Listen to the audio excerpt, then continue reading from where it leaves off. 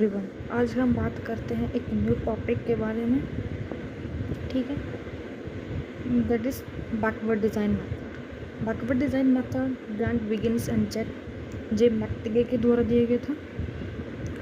उनकी बुक का नाम था अंडरस्टैंडिंग बाय डिज़ाइन, जिसमें उन्होंने एक बैकवर्ड डिज़ाइन कंसेप्ट इंट्रोड्यूस की थी। ठीक है, जिसमें उन्होंने कोर्सेज और कंटेंट यूनिट को बनाने का तरीका डिस्कस किया था।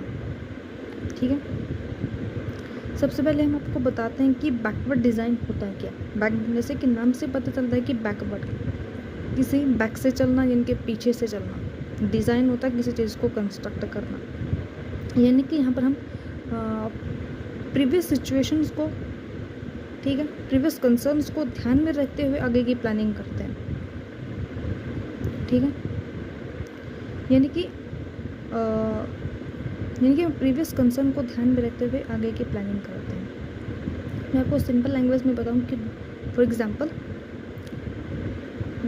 जैसे कि फॉर एग्जांपल एक बच्चा कॉलेज में एडमिशन लेने के लिए जाता है, अंडर ग्रेजुएशन में। तो वहाँ पर क्या होता है कि वो अंडर ग्रेजुएशन में एडमिशन लेने के लिए उससे पहले डॉक्यूमेंट्स मांगे जाते हैं। डॉक्यूमेंट्स में मेनली हम वहाँ पर हमसे 10th +2 की DMC मांगे जाती है। वो क्यों मांगे जाते हैं? उसके मांगने के पीछे मेन एक यही रीज़न होता है कि हम ये पता कर सकें कि जो बच्चा 12th तक की पढ़ाई करके आया है, उस पढ़ाई में वो कैसा रहा, वो पुअर रहा है, एवरेज रहा है कि वह टॉपर रहा है। ठीक है, यानी कि उसकी लर्निंग एबिलिटीज़ का पता करना, उसका नॉलेज लेवल कैसा है कि वो, ठीक है, वहाँ का नॉलेज लेवल अगर +2 तक की पढ़ाई का उसका नॉलेज लेवल अच्छा रहा तभी तो वो आगे वो अच्छा कर पाएगा। तो इसी बिहाफ पर इनकी हम बैकवर्ड चीज़ों को देखते हुए, जो बैकवर्ड लर्निंग थी उसको देखते हुए एडमिशन देते हैं कि वो आगे जो कॉलेज में अगर वो उसको एडमिशन हम दे देते हैं अपने अंडर ग्रेजुएशन कोर्सेज के अंतर्गत, उसमें वो अच्छा कर पाएगा कि नहीं। वो तभी उसमें अच्छा कर पाएगा जब उसने अपनी +2 तक की पढ़ाई अच्छे से की होगी। ठीक है, इसी वजह से बैकवर्ड डिज़ाइनिंग मेथड कंस्ट्रक्ट किया जाता है।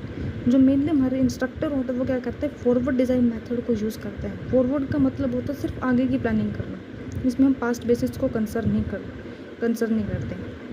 यानी कि यहाँ पर इंस्ट्रक्टर देखता है कि कैसे हम उस टॉपिक को पढ़ाएंगे, पढ़ाएंगे देखते हैं।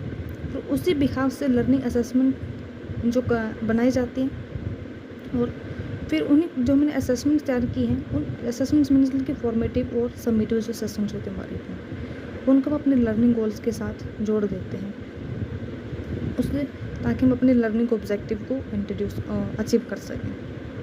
ठीक है।